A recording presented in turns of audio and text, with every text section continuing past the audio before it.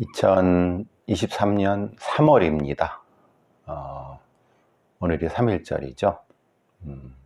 약간 좀 여기 일산은 날씨가 흐린데 가능하시면 모두 태극기는 다셨을 거라고 생각을 하고 못 다셨어도 마음속에 태극기 하나 이렇게 간직하시길 바랍니다. 과거에 그들의 숭고한 희생이 있어서 지금 우리가 있다는 거 정도는 꼭 기억하시기를 바랍니다. 사실 이 국가수사본부장의 정순신 관련된 부분에서 논란의 핵심적인 부분은 비껴가지만은 그래도 국가수사본부라고 하는 것 자체의 위상이라든가 아니면은 국가수사본부장의 임명 이런 부분에 대한 것만이 아니라 제가 과거에 꾸준히 이 유튜브나 팟캐스트를 통해서 문제 제기를 했던 부분이 바로 그겁니다. 회의록을 공개해라. 즉 무슨 자문위원회든 아니면 무슨 추천자문위원회든 아니면 무슨 위원회든 그게 경찰위원회든 아니면 무슨 행정 무슨 위원회든 참 누가 그 위원회의 구성이고 그 위원은 어떤 자격을 가지고 있는지에 위원회에 대한 자격에 대한 공개, 그리고 어떻게 선임이 됐고 위촉이 됐고, 그리고 그 부분에 대해서 그 안에 안건에 대해서 안건이 어떻게 결정이 됐고 안건이 결정이 된 것을 어떻게 논의를 해왔는가. 요즘 같은 시대에 회의록 자체가 녹취가 돼 있겠죠, 당연히. 녹취된 거를 풀어갖고 좀 그게 뭐가 어렵습니까? 그죠? 그래야지 투명하고 객관적이고 어떻게 결정이 됐는가를 알 수가 있는 거죠. 과거에 문재인 정권 때도 제가 계속 문제 제기했던 부분, 그 전에 이명박 박근혜 정권 때야 어쩔 수 없다고 쳐도 문재인 정권 내에서 이렇게 깜깜이로 무슨 위원회를 운영을 하느냐. 말하자면 이제 노무현 정부 들어오고 김대중 정부 이렇게 되면서 민간 전문가들이 참여하는, 아니면 명목상 형식상 민간이라 하더라도 어쨌든 다양한 어떤 정부에 자문을 해주건 뭘 해주건 이런 걸 운영하는데, 그 자체는 사실은 한 단계 성장했다 하더라도 오히려 이게 이 형식적인 민주주의에 발목이 잡힐 수 있다. 결국은 그 안에서 어떤 내용이, 그리고 그 안에 추천되는 사람이나 선임되고 위촉되는 사람이 누군지 어떻게 되는지를 모르는 상태고, 그들이 무슨 얘기를 어떻게 해서 결론이 어떻게 됐는지를 모르는 상태라고 하면은 그거는 그냥 힘 있는 사람이 그냥 결정해서 꽂는 것과 뭐가 다르냐. 오히려 민주주의에 탈만 썼지. 이 객관성과 민주성과 합리성에는 탈만 썼지. 사실 문재인 정부의 여러 위원회의 운영에서도 저도 계속 문제 제기를 했던 부분인 거고, 문석열 정부 들어서도 다른 부분에서 많은 제가 얘기를 했습니다만, 특히 이제 지금이 국가수사본부장의 인사추천심의위원회가 있어요. 근데 인사추천심의위원회가 도대체 거기서 면접을 했다고 하는데, 면접의 내용이 뭐고 뭘 물어봤고 그래서 어떻게 결정됐는지에 대해서 국민들이 알아야 되잖아요. 그 중요한 자리를. 우리가 이제 그 국회 청문 절차라고 하는 것도 참 우리가 하는 건 참 너무 뭐라 그러나 짧고 쓸데없는 거 많이 물어보고, 사실 그거는 이전에 이미 많이 검증이 이루어졌어야 되는 건데, 뭐 그거는 자취하고라도 최소한 어떤 밀실, 담합, 제가 가장 저도 이제 뭐 별거 아닙니다만은 무슨 경찰에서 뭐 특진 관련된 무슨 심의위원이라든가 뭐 이런 걸로 와달라고 하면 가보면은 이미 분위기가 결정이 됐어요. 대충 뭐 이 정도만, 이름만 이렇게. 사실 그건 의미가 없죠. 왜냐하면 대부분 다 경찰 현직들이, 과장들, 계장들 이런 애들이 이미 다 다수를 차지하고 있고, 외부는 한두 명 정도 가서 얘기해 본들 사실 의미 없고, 얘기해 본들 무슨 문제냐면 그게 기록에 남지 않기 때문에 의미가 없죠. 거기서 100마디 해봤자 무슨 소용입니까? 감정 싸움밖에 더 됩니까? 결론은 받기도 않고. 만약에 그게 그대로 공개가 된다고 하면 소수라 하더라도 자신있게 얘기를 하죠. 왜? 거기에 나머지가 99명이고 내가 혼자라 하더라도 이게 기록이 돼서 나중에 역사에 근거로 남는다라고 하면은 거기서 함부로 얘기하지 못하죠. 한 사람이라 하더라도 분명히 근거를 남기는 거지 않습니까? 사실 하다못해 판결문 기록도, 1심, 2심 판결문 기록도 공개하지 않는 시스템에서 지금에서 이제 공개를 하지만은, 이게 민주주의의 가장 기본적인 것이 객관적이고 투명한 과정에 있다는 것을, 그거를 그냥 까먹는 거죠. 사실 지금의 국수본부장 얘기가 나오지만, 검증의 실패 얘기하지만, 생각해 보세요. 인사추천심의위원회에서 걔들이 아무리 인사추천심의위원, 인사추천심의위원이라고 하는 애들도 사실은 허접한 애들이죠. 뭐라면 경찰 간부 애들이고 외부 전문가라고 해봤자 같이 밥그릇을 공유하고 있는 애들이니까. 그리고 걔들이 무슨 얘기를 할 수 있겠습니까? 왜냐? 기록도 안 남어. 거기서 무슨 얘기 한다 한들 기억도 안 남어. 그러니까 거기서 말하자면은 10명인데 다섯, 6명이 다수라도 이빠른 말을 할 수 있는 진짜 외부 전문가라고 하더라도 지들이 얘기한 게 기록이 안 남으니까 지들 머릿속에만 있는 거고, 결론은 어차피 그래, 니네 떠들어. 그게 다수결 결정해갖고 된 것도 아니고, 그래, 그렇지만은 결정은 그래, 니네 그러니까 심의만 해, 결과는 알아서 할게. 그러니까 A, B, C인데 얘네들은 A로 이 사람이 좋다고 하는데, 그래, 니네는 그렇게 생각해, 나는 C로 할게. 기록이 안 남으니까 얘네들은 무슨 얘기를 해도 의미가 없죠. 만약에 기록에 남아서 심의추천위원회 1, 2, 3, 4, 5, 6, 10명이 있는데 1이란 사람이 이런 이유 때문에 A는 부적격하고 B는 부적격한데 C가 그나마 낫다. 2는 어떻게 생각하고 쫙 하면은 얘기가 되지 않습니까? 얘기 되다 보면 누구는 좀 쟤를 좀 너무 편파적으로 미는 것 같다. 쟤는 그래도 별로 생각이 없는 사람이, 이런 얘기 다 볼 수 있지 않습니까? 그럼 얘기하다 보면 아무리 바보들이라 하더라도 이 기록을 봤을 때 얘기가 좀 나을 것 같다. 근데 검증 결과를 보니까 검증 결과가 엉망이더라. 이게 무슨 법무부 인사검증관리단에서 이 검증 결과가 나왔는데 이게 뭐냐, 이게 왜 이렇게 허술하냐, 이런 얘기도 나올 수 있는 거고. 그러니까 결국은 뭐냐면 이미 다 내정돼 있었고, 얘네들은 그냥 심의추천위원회를 해서 법무부에서 넘어온 A, B, C 중에 C가 낫다. 예, 그렇군요. 얘기 좀 하다가 대충 시간 때우다가 C 이렇게 했다는 그게 더 되겠습니까? 모르죠. 그 안에서 무슨 뭘 얘기했는지 기록이 없으니 지들끼리 농담 따먹기 했고 술이나 처먹고 했는지, 예?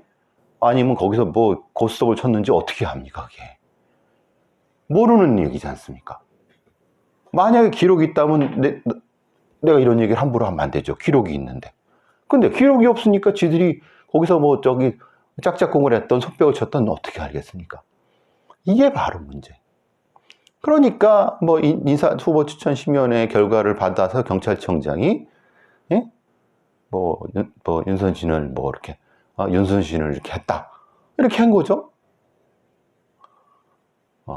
그러면 이게 뭐 남구준 일대 국수본부장 때는 안 그랬냐? 똑같아. 그때도 어쨌든 남구준이가 문재인 정부의 국정상황실에 근무한 청와대 근무 경력이 있으니까 얘가 될 거라는 거는 뭐 대충 똑같았다는 거 지금 다르지 않아요. 다만 그때는 경찰 출신이고 지금은 검찰 출신이라서 이제 문제고, 그때 남구준이는 학폭 관련된 부분이 없었던 거고, 있었는지는 모르죠. 그건 뭐 어떻게.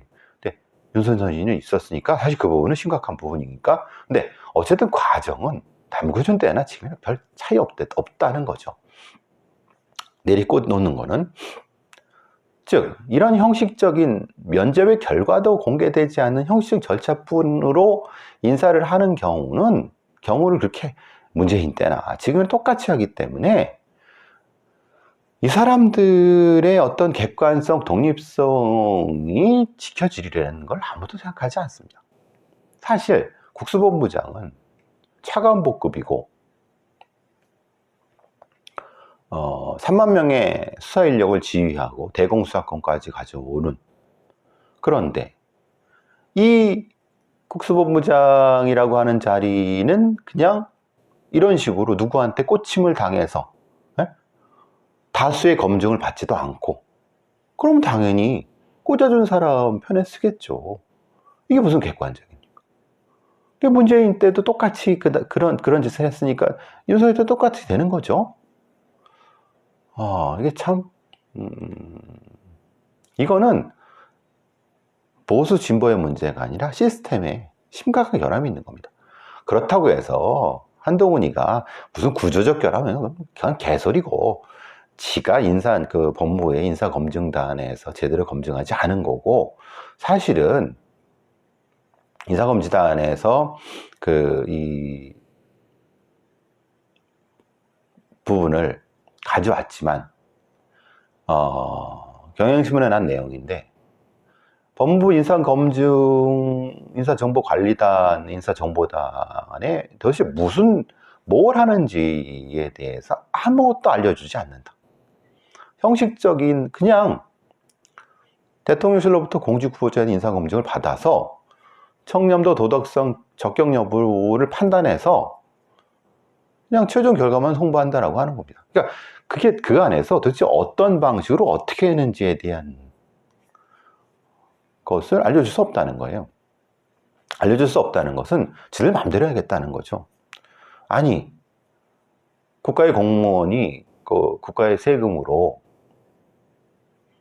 일을 하는데 그 중요한 사항을 공개할 수 없다? 이거 너무 오만한 거 아닙니까? 그게 국가 안보와 관련된 일입니까? 아니면은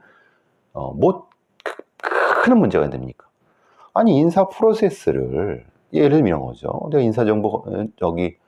인사정보관리단이 있는데, 사실 첫 번째 도덕성 검증을 하는데 이 사람이 살아온 과정을 이렇게 따져갖고 뭐 전과 기록을 이렇게 했다는 등, 그리고 어떻게 했다는 등, 이런 거 이거 왜 못합니까? 이렇게 해서 이 사람은 몇 점이고 이 사람은 몇 점. 그게 없다는 거죠. 그렇게 하지 않았다는 거죠. 이거는 과거에 민정수석에 이제 박근혜든 이명박이든 문재인이든 그때도 민정수석에서도 비슷했다는 거예요.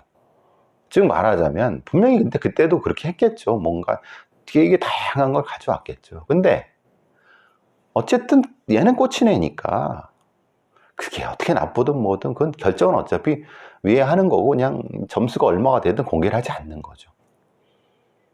즉 검증의 투명성이라는 것 자체를 시스템화하지 않는 한, 그게 이제 말하자면 미국식으로 보면 FBI라든가 이런 데서 검증할 때 그 결과에 대한 부분에 대한 항목을 다 정해서 이건 몇 점, 이건 몇 점,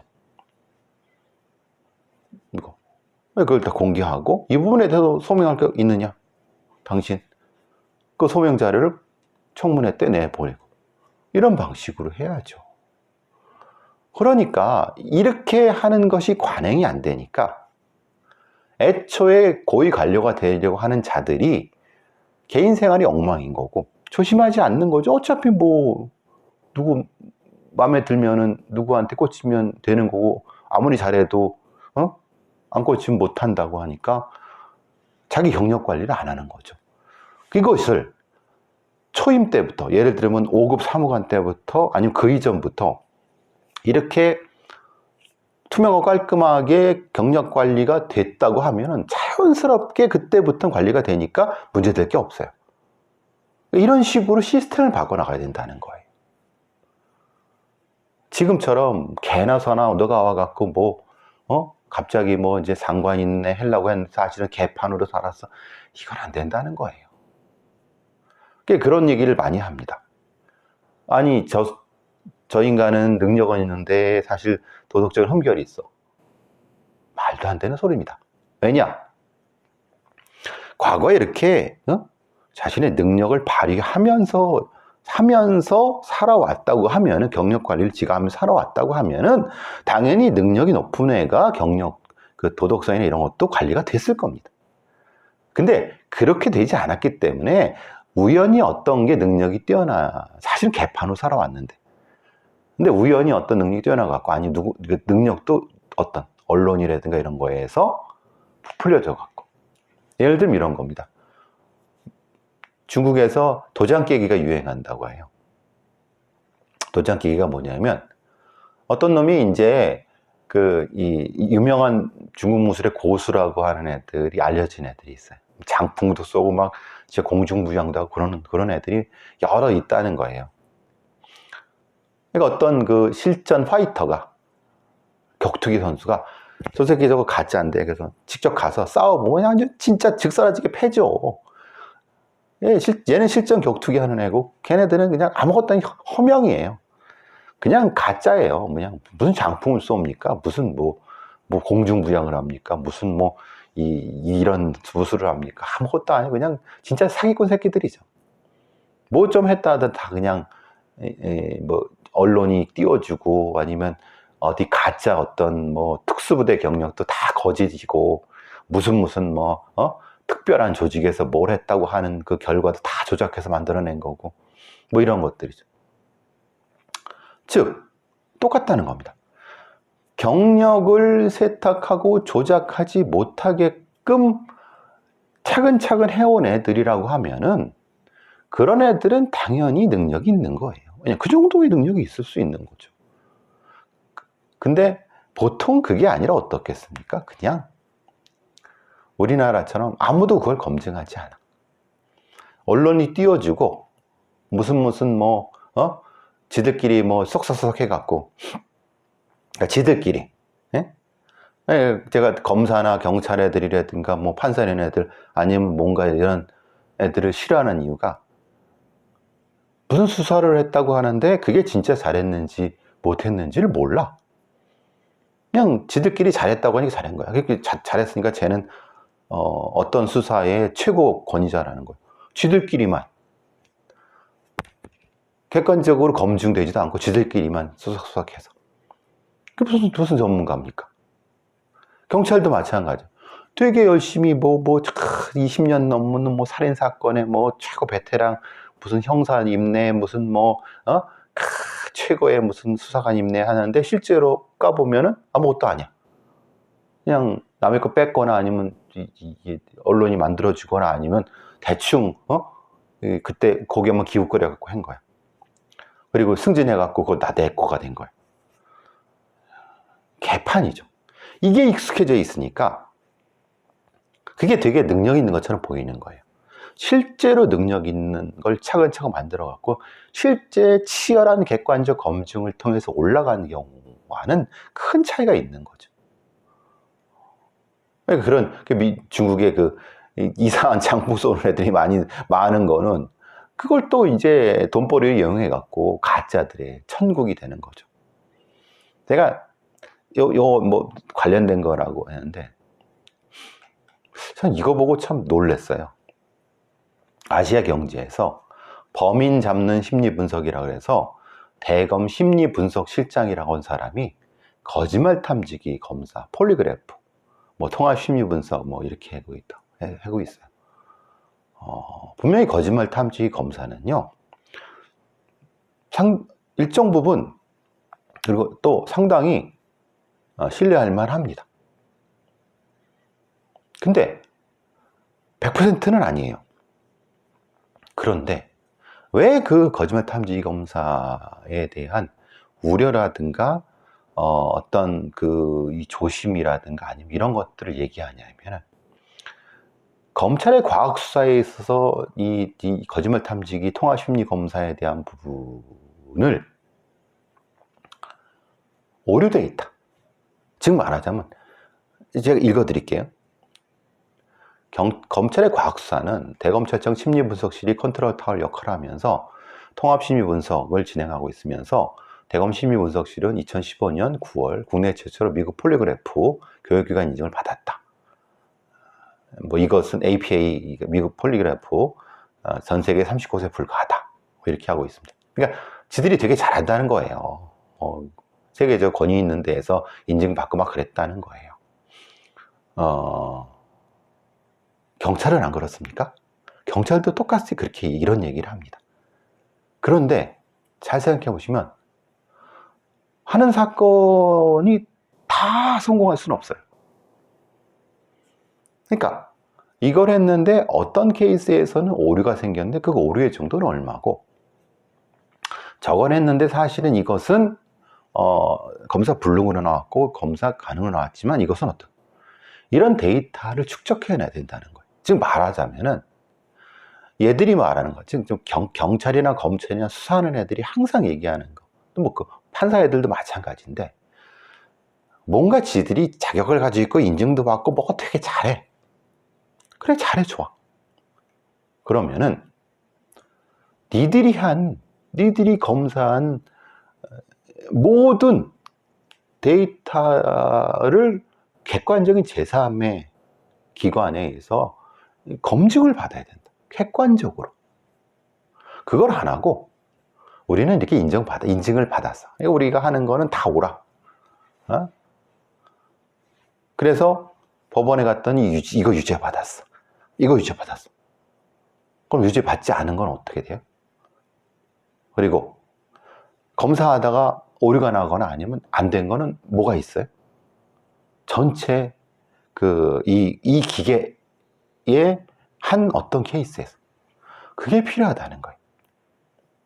그래야지 이게 진짜 이게 사람의 오류인지 기계의 오류인지, 그러니까 이런 얘기를 안 해요. 경찰 폴리그래퍼 애들도 안 하고 얘네들도 안 해요.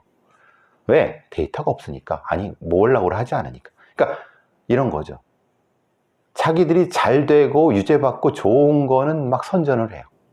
그런데 과정에 뭔가 문제가 있고 잘못돼 갖고 이런 거는 아예 그거는 케이스에 들어가지도 않아요. 아예 안 한 거거나 아니면 했어도 이건 제 잘못이야. 피검사자 잘못이야.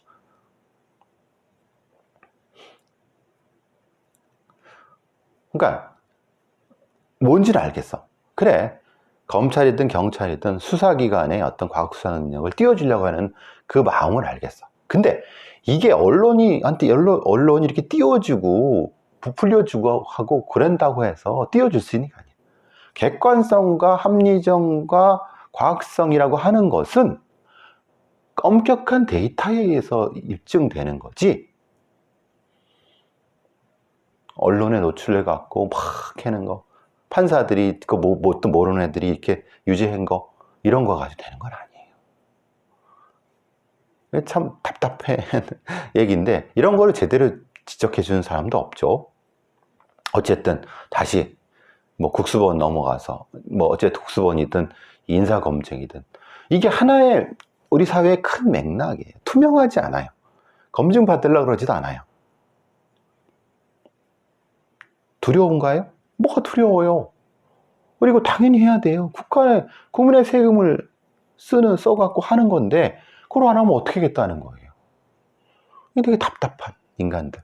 그러니까 언제나 우물안 개구리를 못 벗어나는 거죠. 조금 맥락이 다른 것 같지만, 오늘 어제, 세금이 6조, 7조, 7조가 거치지 않았대요. 덜 거쳤대요. 그 새끼들을 어떻게 믿습니까? 생각해보면. 문재인 정권 후반 때에 10조인가 더 걷었어요. 아니, 어떻게 10조를 더 걷을 수가 있어요? 그러면은 지금 6조, 7조를 덜 거쳤다고 하는 것은 어떻게 믿을 수 있습니까?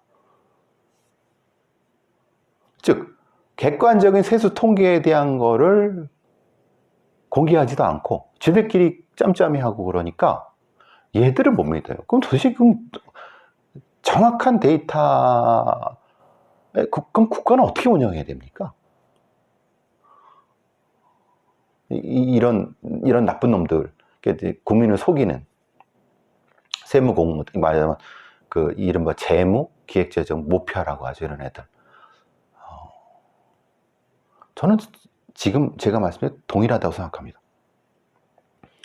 그냥 고위공직에 있으니까 다 속이려고 해요. 공개하지 않으려고 해요. 짬짬이 지들끼리. 국민은 몰라도 돼.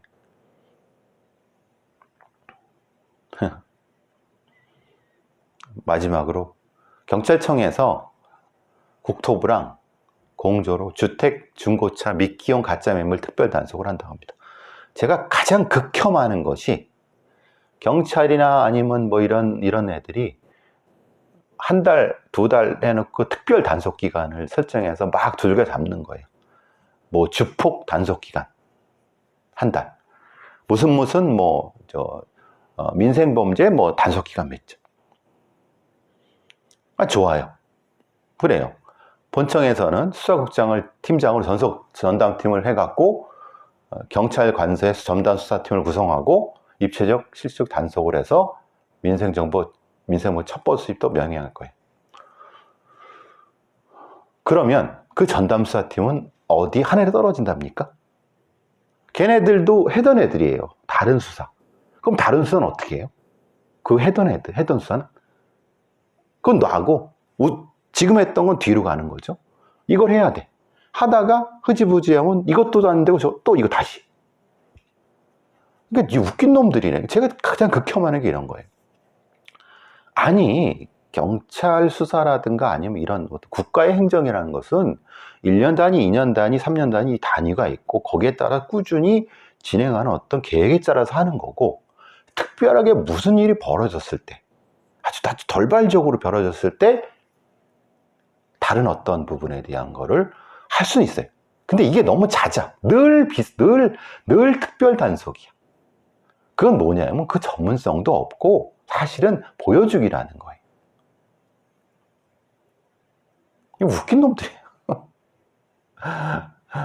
되지도 않을 뿐더러 분명히 보십시오. 그냥 성과 좀 내고 끝납니다. 아무런 의미 없습니다. 이따위로 그 경찰 수사를 이렇게 운영을 하니까 이게 뭐가 되겠습니까? 계획도 없고 주먹구구고 전문성도 없고 그냥 정치 논리에 빠져들고, 이런 이따위 무능하고 허울뿐인 경찰 참 답답합니다.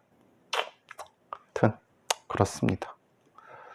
저는 시사본부 방송하러 갑니다.